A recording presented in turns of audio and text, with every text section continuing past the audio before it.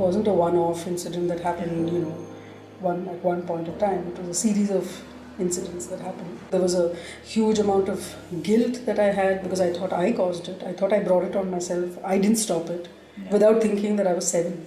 I couldn't have. It started when I was 7. Yeah. There's also a lot of anger because of that. I lived with so I was always very angry about everything. Yeah. So, there were a lot of effects of it that lasted with me for a long time.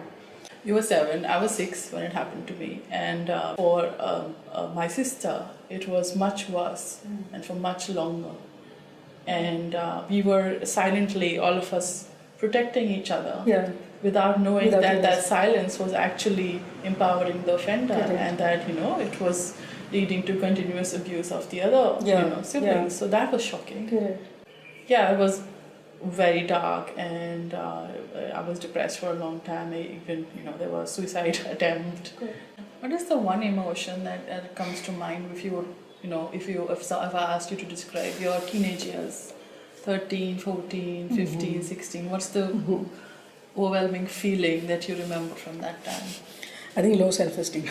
Low self-esteem. Yeah.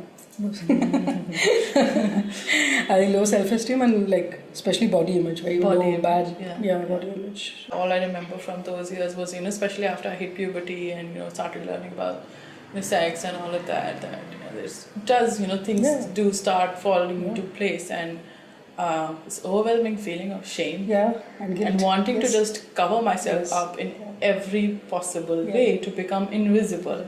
Not just physically, but just become silent, not be heard, not be seen, look as unattractive as possible.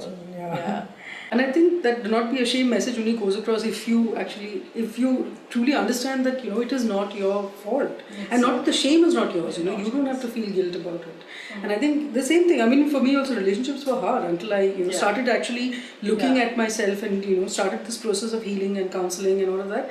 Strangely enough, was wondering why I wasn't talking to him properly anymore. He was wondering why. I clearly not a genius. Yeah. But when somebody finally told him it is because, of what you did to him as a child, and I got a message out of the blue one night. And he just said that, he's very sorry and he's always felt very guilty about what he did to me. And he's, had to live with that for the rest of his life and whatever. But by then I was already in a space where I didn't want to deal with it. I didn't even get an acknowledgement, So I don't think it never reached to a point where I could confront that person, when I confronted or talked to my parents about it. I was 19, I think, when I told them, and it was a bit of a shock to them, and especially my mother, because she blamed herself for being a working mom, not being around and all of that. And it threw up a whole lot of things, within the family. And there's also this, I don't know how to put it, jealousy. He's stable. Yeah. He's got a family. Yeah. I'm on my own, so to speak, technically, even if I have a partner, I'm on my own. Yeah. I've had to deal with this shit for so long. Yeah. And so it makes you insanely jealous and angry sometimes, but then, there's just no point putting your energy towards that. Correct. And even if, my mother sometimes she says, that he should get arrested and he should be. I'm like, I don't know if I would like that. Yeah. I really don't. Yeah. Because he's got kids. Yes. And, for reasons. For reasons. And I'm like, how would that affect his family? Yeah. How would that affect his children? And... No, it's interesting, because this whole question of arrest and because I was asked this very recently, do you want your abuser to be arrested?